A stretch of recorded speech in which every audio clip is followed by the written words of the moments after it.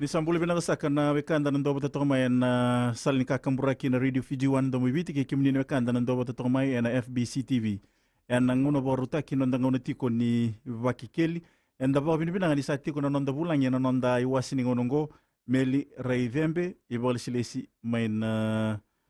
ministeri ni ngolingoli may nonda bulang itiko na nonda ngonongo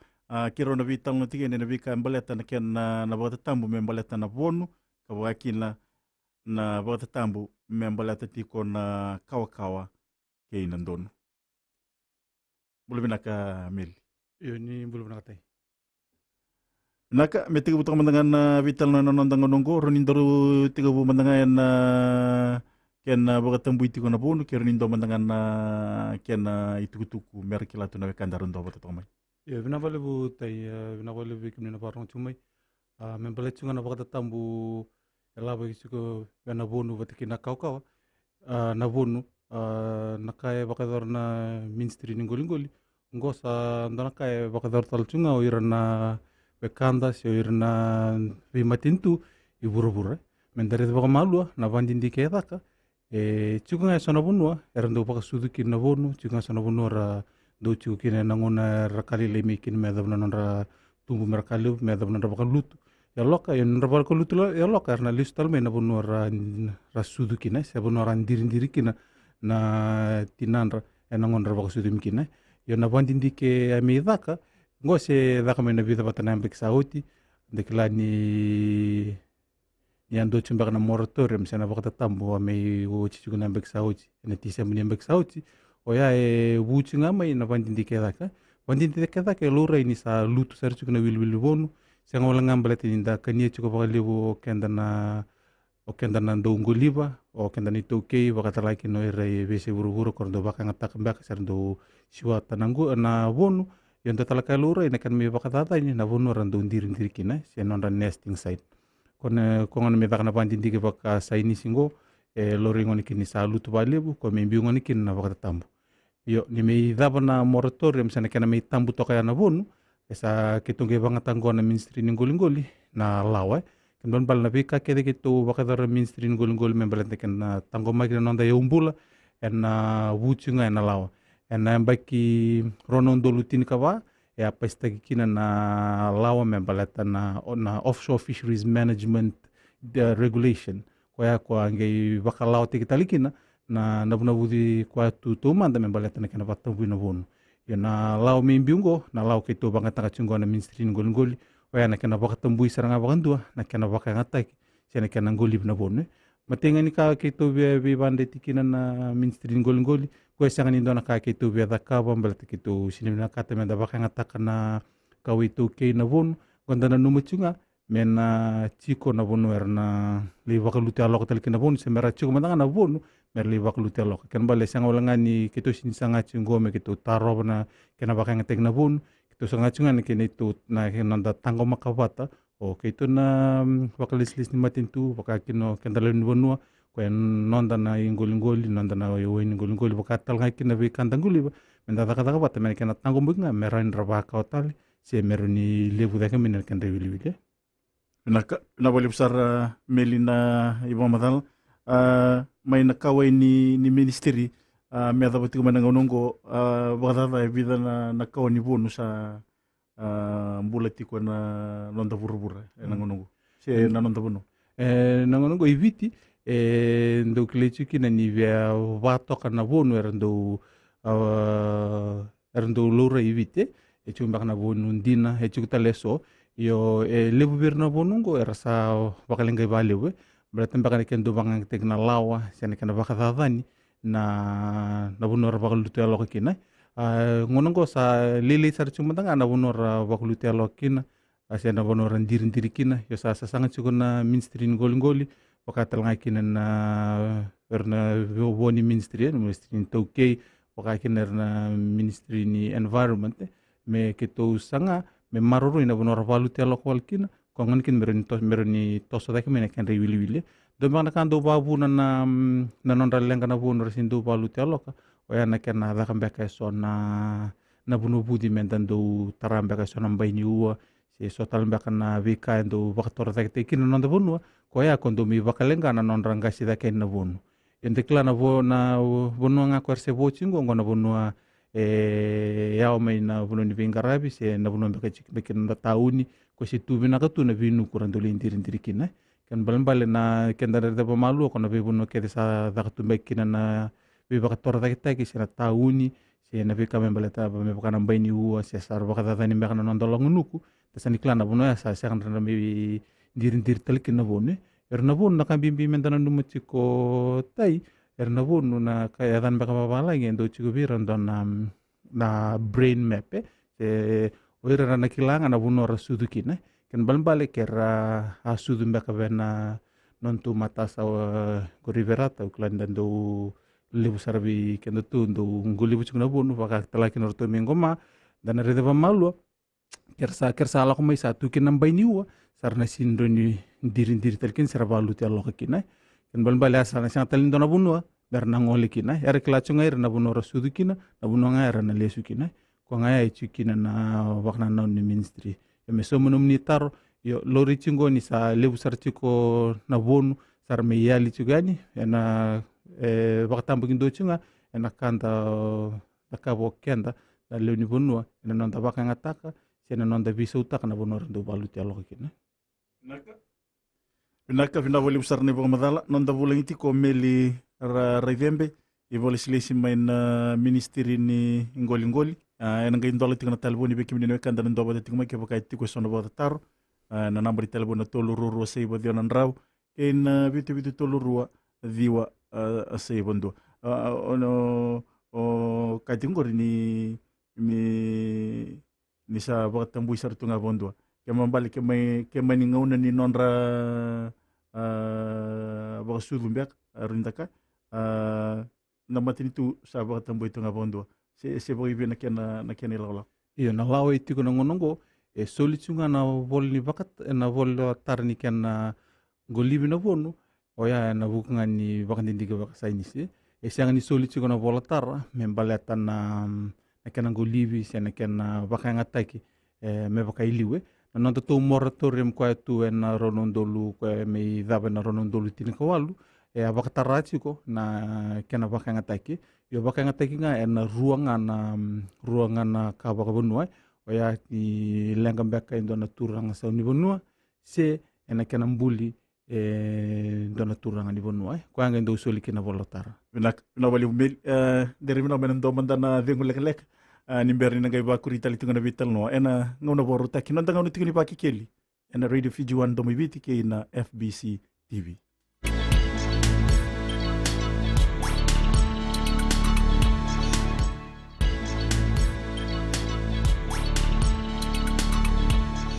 nonda ngona tingni paki keli ena Radio Fiji 1 domi viti ke na FBC TV mai nonda bulang iti ko meli raivembe i voli silesi mai na tambana ni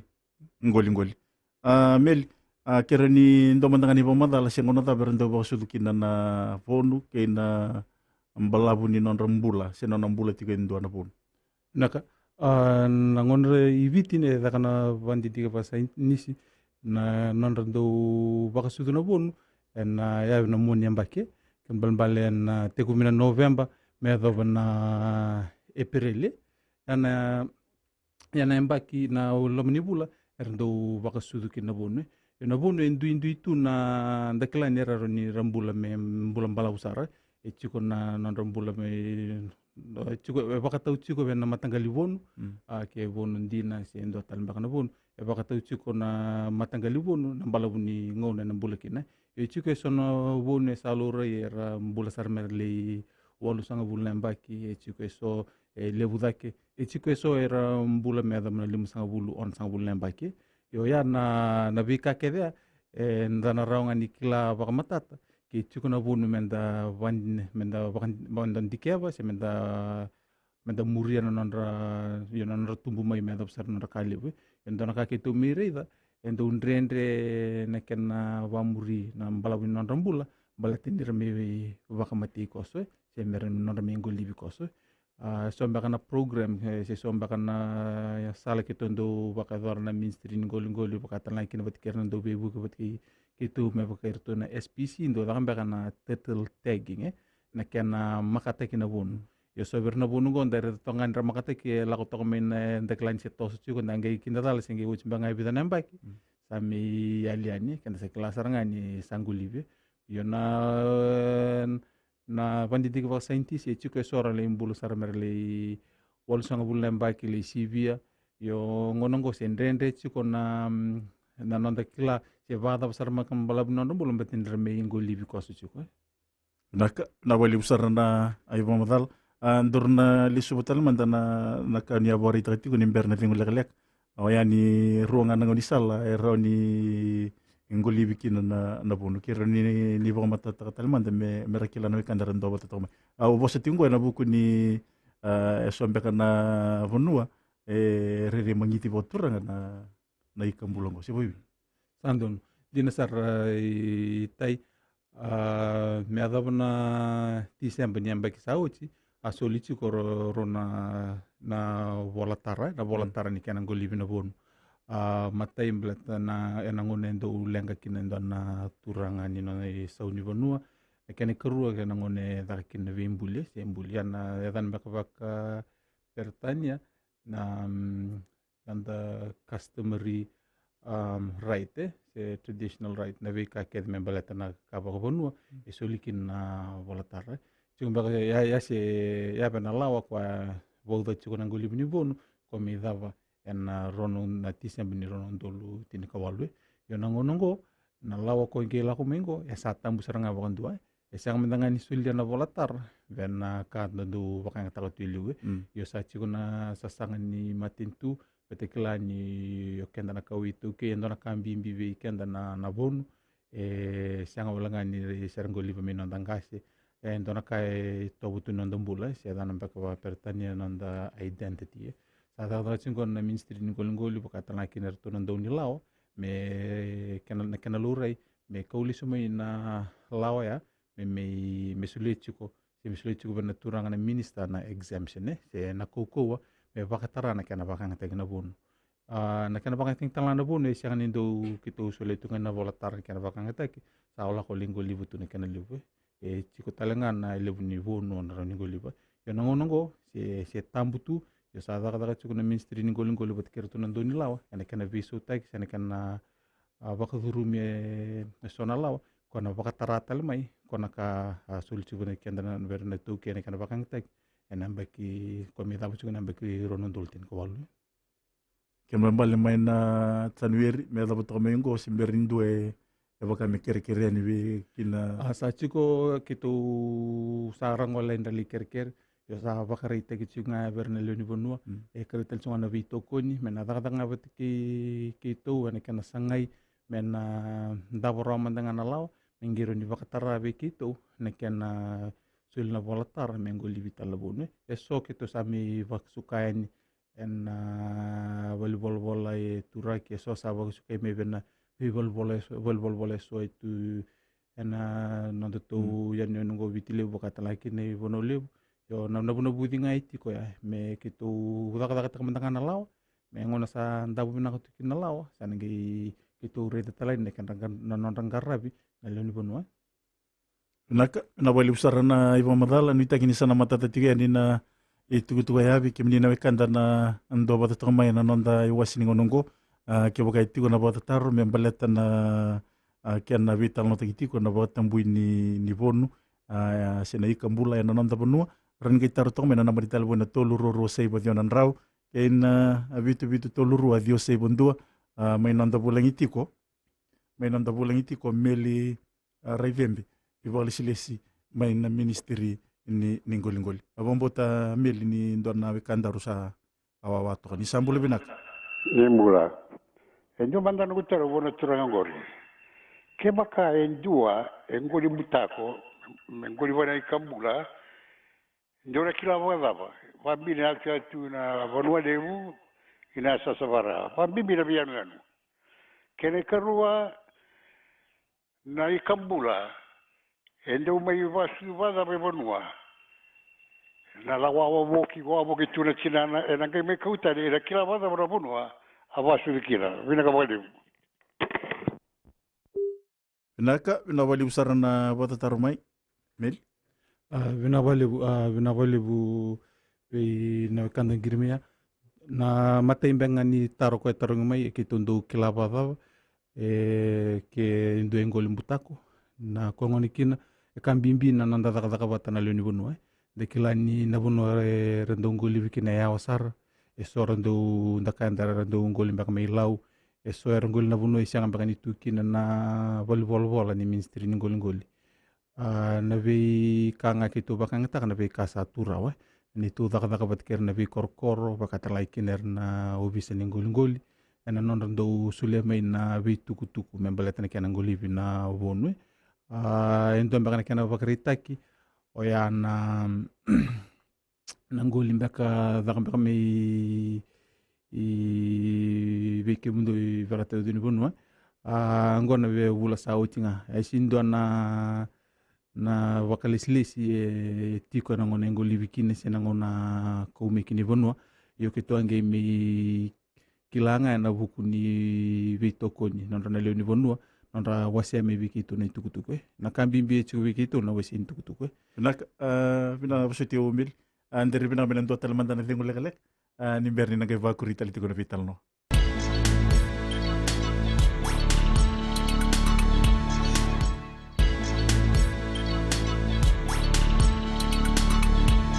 Nantang ko di pagi keli na Radio Fiji 1 do moibiti ke na FBC TV. Me baka sabor ita tiani. Nonda bulang iti ko meli reidembe ibole silesi may natambanan ni ngoli-ngoli. Ulutang iti ni vital no na nonde wasin ngonong na kinabawa tambu iti ko na ikambula siya na pun. Ndorli subetal manda na nomoy pamadal kaya baka sa amin ngolibi mbutako.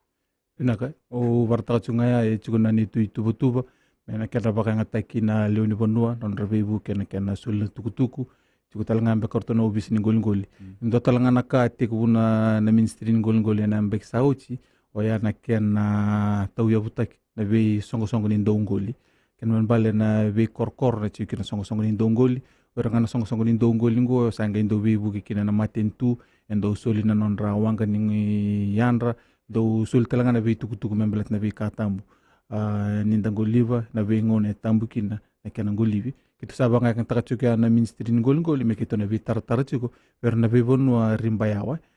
ver tumbaka na vekanta to milau makata lakin rtelo me viti na vonua sianga ni chiko bali wikina na volleyball ni ministry sabanga ngata chuko na pe salu sabareta kaya na kena keruanga na taro ngol chumbaka mai membalata kitu kilava kadava na non ravalu te aloka sena non rami na vonu ravalu te aloka ki na vonu ke sa ngolenga me vonua ke sa ngolenga me vena nuku ya sa ngona ni non ravalu te aloka ke don bale ke rtoure de chimba karto na erna luni vonua ni sa ngole ni vinuku o kana li ena zawiri chiko ena va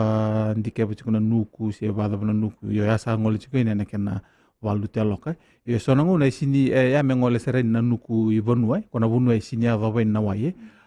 so mpaka ngona ndo re tunda kanira ndo bola ka tonga yani yo re sonango na ikambula ya ndo kanyemba kana na do konda ndo re ni to bola ngana ndo imbarabi ken bal kerse wabu tu ya sini tukuni ni yana bonora baka sudiki yana bonora kana tikina chingana bonora baka sudikina yana ni to mikilango na bonora baka lutialo kina satu o erna ngaravana baka ndindike chikumbe karto na SPC sirto nando bebu kana vakana baka ndindike baka sainisi chikutalanga erna be tambana taleso ke to vakata bata me baka mbe karto na Mentary Society chumia sasvara korndo vakavna bakandindike me lorikin na vonora val kulute aloka kina yo na vonu ni sa tambenga ini vonua asa ngona ni nondra valute aloka sa mbu tuntal tonga na vula me na November ni viembaki me adavana April kan mon balle ave weekenda be bana numtal chunga ave ngona tal tonga ni dangilamba weekenda yana ngona talanga nondo songo do kireki no bagalewe yana ngona ngor na ngon rama rando yo koko saranga kinne kan golivi raron cannabis bet ni raron ba kan cannabis ni sando wala kami bonwa na ibu salada baru ni soli bir na wikanda ke baka enda sari de sonna ibu kata kili ba baka bio enda siang ni ride wasuma nanda uti ko ngana ngo nenda ride kini ride sa bola kamay mata sa enda doni menta kili kini si wiwi Hindi na saray tay na bakasala nga be parna numi chiku kina na ministry ni ngul yana nonda daka bata dekila ni oira na nondangase rasa maroro may na ikambula me demi maro tako kenda na ngunongo dekila ke ndana sini baka dorm baka na nonda itabi o sini kila ke oira na lumenda me muran dan kau me muran kila tu mande baka dabutum baka na rere ni vonu ndina serna reta I matanda na vonu sesianga beban num tonga ken na matentu ke osa rede ndona vonu me liu mandanga me ko na bakasa manadava na lawa eti ko na dava na reni matentu membalata na ken na ngolivi na ikambula so no e kandendre be kito na ministry me kito wakata tambutaka yo membalata nga me bakanga ni kito volleyball si kito bakales me kito bakuku me kito reta ni kena murina lao e kambi mbichi kin na leoni bunua takatango kito isiri na kabundondo na ministry ngol kire chwani kena vito koni na okila ni tikuna namba ni telefoni era ni ravitar tartumiki na kanda keboka rasana rida ni rasam basigan na bulang mutasaw yo na bintelefoni nga kito na volleyball polai turaki na tolu 722 yo sa chiku talanga na team ya sana buna budi chiku na kana mbiwe ni ndona ni to toll free hotline and around ni vitar tarmekin yo chiku talanga na bani telefoni dari ni to balislesi around ni vitar tarmekin na mobile nga na 9928236 ke tu na bakata taro se tu na ka ni vikila se chiku mendanga na report ndona ka membrata na ministry sa tu bakaraw na bakalisles meron na vingarabe meron na lenibono Naka nawali besar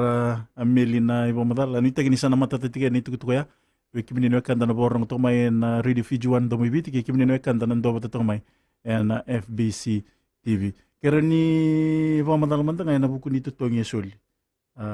ke baka inde tombo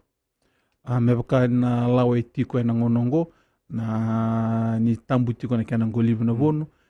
baka tutu batis na serious offense ni serious offense siang niro ni ndawu kina ndo na fixed penalties na fine baka da don rem baka ngunsal kan da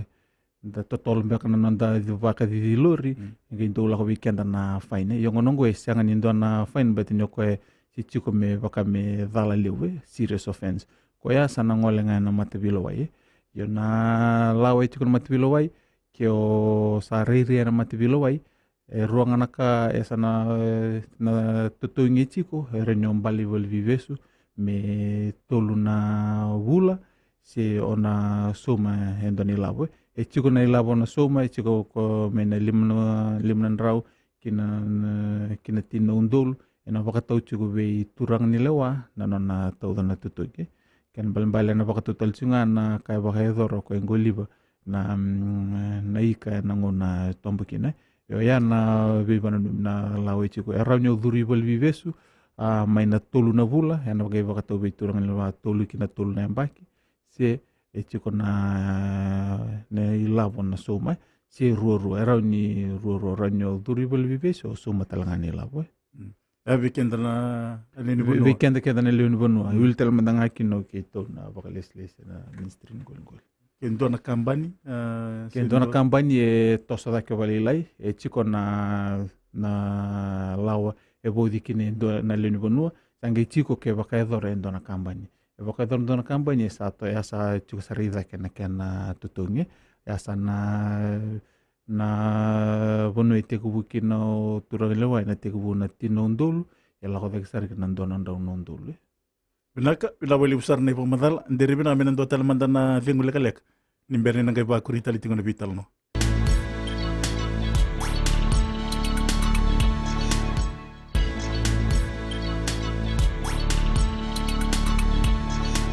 Nimbulatal na kanda ng dobo tato kamay nasal ni kakamburaki na Radio Fijuan ng domo ibiti kay na FBC TV ngono borotaki nonda ngono tiko ni Ibaki Keli. Na ikaruan ni waswasi ni vital no ayan nonda iwasin ngonongo inda na vital no tiko na bika ambaleta na kaya na nabata tambu ni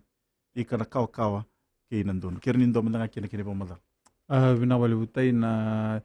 kau ke nandunu teke wuna ni tu sasanga na ministri ngol na mbek sauti o ya na kena tau ya buteki kina na bakatatambu membalata na kau ke nandunu na bakasa mga itiko me bakanga na bonu na batatambu na lutu tsinga na ngonra ndo baka luti aloka kina na ngonra ndo baka sudu kina kwe vino kina matintu nambek sauti sa sanga ni kukuasara na nito reidira ramba suka toka na nabu de chico yo nambek ngo sanda via tosa tak balila ye klan sabo ngango ruana madao ni simberin te kubuna matai ni bula yana kana bakatombu ikina o yana mem na matai ni chune na matai ni chune chiko na bakatatambu ya ba chiko na bula ite kumena matai ni chune me adhabu ni lei mate na September. Na wale usara na Ivan Madala ni tagini sana matata tiga ni tukutuga abi kimni ne kanda na borong to mai ke mambali na mali ni bulongo mai na matai ni chune ke ni ka tolu sanga bul ni September na bo authority ki na bo tatambu ni bo tubutani ki na bo tal ni bul Iya ndono itai ngono gorando balu telo ke kina na tina ni kau bat kina ndono ngon talangango ranga rando ya dana beka babalang na spone mera balu telo ka mera ngai fertilize ta beka se mera babun na kena tumbu ta ke mera lubeni ka era na kau kina ndono tangane na chiku talangan na bibonua era do balu tu ya loka kina serando basu du kina dana beka na spawning sites sa chiku beka son na bonua kitu sa bakatambu chiku na ministry ngolingoli na gazet beka sena bakatambu baka matintu na bonua rando baka sudu kina ngona be ngusuni dakau endo lori kina bali kina baka sudu yo na bakatambu te ko mena matani tune me do ni mateno bulo September na riri ko dabe koto na buni bakatambu ina kana riri ko ngai chiku waya na kana baka ngataki na kau bat kina ndono na rikiti ko mbeta na nondo to na kanda sa baka ngataka chiku na leone bunua sia na kau tamata na totolo ni kana baka ngataki mbeka na kau kina ndono baka talaki ne so tale na ika totolo chiku me nango sarui totolo mbera chiku na nondra baka sora bunu ibiti da sareda ni salutu sarabaka lebu na wili ni kau kina ndono o kelabi kenda tu mbaka ya sana ngoi telebu tu baka ya ando sarutu me dengan do reda nandonu sena kau sa baka menonda ikani wei tumbangana sambutu se sotale yana lebu na kau kena nandonu da kelani da baka ngata chungoi suba erin rangol simbak mi kandabu roni ngol sarchu me bono lebu ya baka ritango ni sa sanga na wili ni sa sini lebu na wili ni kau kena nandonu chiko na no bonua pa bimbi na bono vola kana tauni ndede chukina ba suba no sur ba kini lutoka tapi taun torda ke sanga wala ngani nda sa baka ngata ka tu loko na ikana kau kina ndono korando tuiliu sanga wala ngani ya lori telnga na vika henda baka dori bonua ko sa baka dada na bonua rali basu dikina mbelet na baka bikentu bango isuba na dore derna kau kina ndono rando baka sudu na ngusuni da kau na nanda beta tuli bunga ngon nanda beta uklana nonton da beta ngoi suba sa sanga to mbanga na rede kina ndona ka ndare da beta ni matai sa buking go livi ne keni karua na vika ke de dembite to baka do ribonwa ngol ke tali waye sa baka da intela na vika na vi umbule so tu beran nonda ngusuni da kau quando korvibu ke na kanando mi vasu do na kau bat kinandono na wale usara na Ivan Madala ni takini sana matata tiga ni tukutuga abi kimni no kanda na ndobo to mai na nonda iwasini ngonongo obombo tinu kimdo na wikangu memba undo na kilabi na kena ikana na ika David Alnoti kina na ngonongo adha be sarui iso lebukina na kena market dari de malu ni satu mbaka na kena vinde inaika itu orto na A grade serar na kaso lebu esangai tuban di suma ye Andana reda pamalu na kena me tuvani vango e vakatauti ko na kena kanakana sena maka dimande sena karabina katalini vanua e kenda tu vi ndare pamalu na kau vateke nandono e sanga walangani ndatalita kana i tauke o irana wekanda o irana kana sami tui viti pe bakamba korna wekanda na me China o ira talamba kana so na wekanda me Asia o na kau kenan dulu na karak ni tu minan ronua kan bal na nila ko may narmi pakatukutu ko viti sar ningan rangan de mai nakakana na ikatalenga na kau kenan dulu review kanya ko ngani kina ni tosa da kena na non review na kata se na non review na kata na luni bonua na tosa da katalenga na isaunika mateni kai rando ndado ngola kina kau ndado vekanya kina kau kenan dulu na kani kana na keni karua na roka ni leonika na ken kotul na uro ko e chiko venaika ko ndandu viakanya yo na kau kenando no sindonyo waktu tu batakabeka batike na tae petana tanda sindon dana kenya batike na kulina endire ni uro na vika keve pamatele baya wakabunitu ko na kena tosoda ke se na wakatule wataka na tumbuda kan kenisa we ona rita talanga na kau kenando ne sini do bisa una roka ni leonika ne sangare na bulu tungai sini baka so kendo resini tuna babenaka se ende sini marra babenaka na leonika sa bisa utalanga sa te gu mesa bisa una kena roka mesa sanga ni bulu yo ko keda na vika lalai baya na baka buna mbak se na komi kia na kemani kena soulebu nei saunika na vakatulo waki na vakatulo waki kena leoni bonu na nonda vina kata vakalebu kena nonda vakangataka na wali besar na ibu madal na buni nung kutaru balete tiko ni ndasa na boro ada baningo na ngone ni bota tambu deso na dauni bisnisi si oira ra marketi sena daungo ler na buli taka ambuta ko tiko doranga bitang no to ni woti na lengo legalek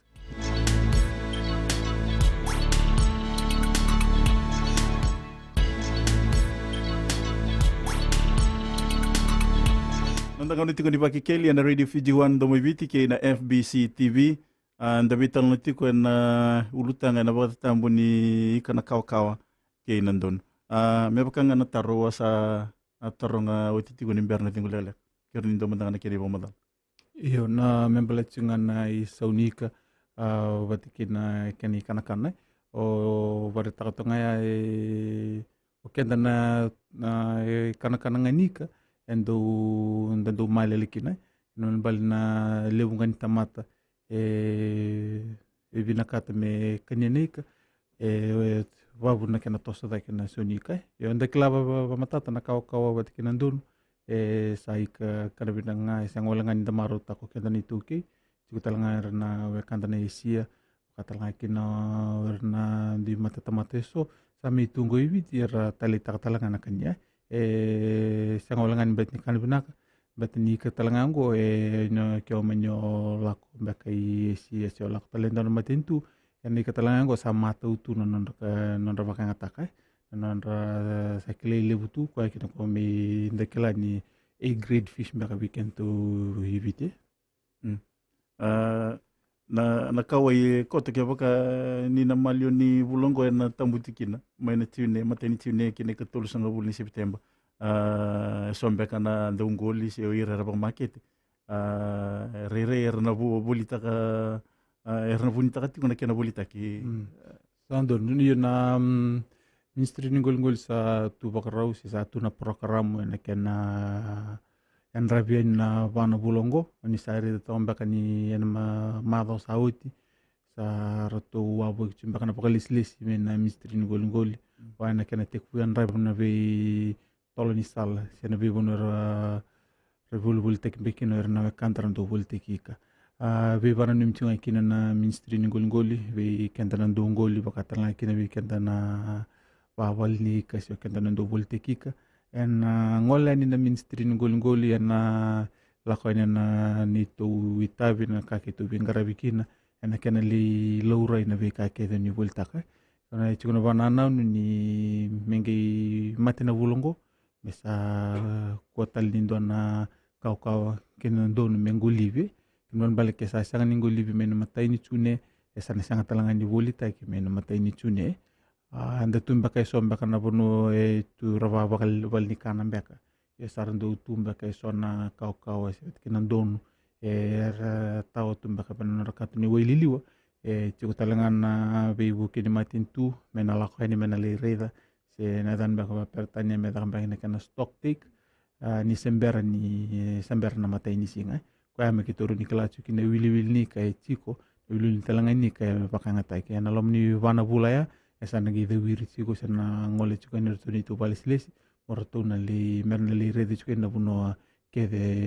do bakang tek me kina ikongo sang wala ni kana bulita ki na market ngona kana bakang tek tal banga na vival ni kana na andra pa kedi chuka na mainstream gol Naka na wali usara na ibang matala bombo tinin to tale na kanda sa wawati kuni sambulo binak. Nandang ni tikuni baki keli. Iya, imbulo binaka bulang tokai. Natarunga. Isa kokuti wangor namdo enforcement visa manda mbo totori ko na lawana boksauti. Irna individuals, irna ve company leleu resiwati.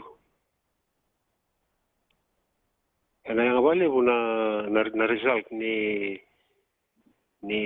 tambani lawa bikem do me batakli ni yang ati onum do kamburangor num do enforcement Naka na wali usara na batatar mil. binaka na yambek sauti berarti segi matai ni yambaki ni kena pakai duri baki na seni kena paku kota ki na lawa cukup begitu na bola ni demonstri ni goli na ve mata ni fika mata lalai ko baratas men ve kana na ve kana ngir cuma ya dongan kaki turi dan ni berarti sangat nili tu begitu na resource personnel sana lu makin tempat merang oleh merali daka inspections enforcement yo evidana company lile begitu besu maikina ngoi wilikina na company level mai vono level and a Great North Seafood wil talanga kina son walikan ai supai vis talanga mai bi son dongoli yo kito batani segi batay nyamba kina nito pakai dorna enforcement nakakito kita ada kawan na ministry ngoli na bek sauti kito mi tekuyani ana vono ravoli takikina kan balbal na val tekika batala kina vival nikana sa ucia sangeda kana vivangangay mesangi murilesu o irna dongoli kwara bul tek me bira yukitung gemire dani abebi tole kani wasera me Laurai Bailey Bridge nambua so talangara lori me vono levu yona kena solina tukutukongo na nito tim na berana itekevu na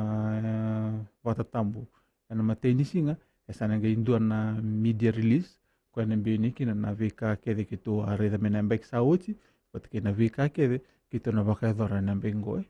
Naka ito tong yetiku kaya baka hindi ito. na tutungi membelat na kau kinandun tu batal sunga men tutungi ni kanang guli binavun balat ni sa tambu ciku talangan na lawa bodi cikina kwa baka ubarta ka berna luni bonua roni mai na donondolu kina ronondolu berna kambani mena tinondolu kina donondolu ciku talangan na tutungi duri volvivesu eroni oso mana tutungi lavo eroni duri volvivesu ciku talangan ke mani lorai ni bimpina no mudala eroni tangaroro be koe dala si na kampanye dala inda tu si chunga bena tikinoya na vika ke dango e besanga viki tu na fine ke to ni sini ndona fine batango ni dalelevu ka ngo na mure ke dengan na matevilo ai Benak. Okila ni sa tombo ki kenda ruko sono ngauna. Itu tunga ni bibuan titak ya medaba to kina na vital. ndona kandu e krechi po bimbi na ministri ngol ngol na bito ko ni mebe kenda na luni bonua ndekla ni na ministri ngol ngol sindri daga daga ndua daga daga tunga na buku ni kana vina ka kino kenda na luni bonua kenda na wa ngol ngol patke kenda na tuna na bona budi menda ridin na luvenda menda mera maruta talanga na vika nda maruta ka chikono ngonongo itu ni sindri daga ndua me ndona kai bebi taune kina matintu ina matintu nona na leni bonua na ministry ni ngol nona talanga ni leni bonua balbale na kanga kitu ne bina kata na vito ko mera ninda tango makachu mandanga na ya ika ko sa mbitongo me batumbu to kan ite ko na tune me da na september Mel rivembe ibole sile simba na tambani ni ngol mai nanda bulingiti ko nanda ngone ni vakikeli and Radio Fiji 1 do mo ibiti ken FBC TV bina boli bisar no muni ngona ken no muni lingo mo bisurit muni maiti ko na ngona boru te ko sana dabike na nonde wasini ngono go gaila matali na nonde wasini ngona katrava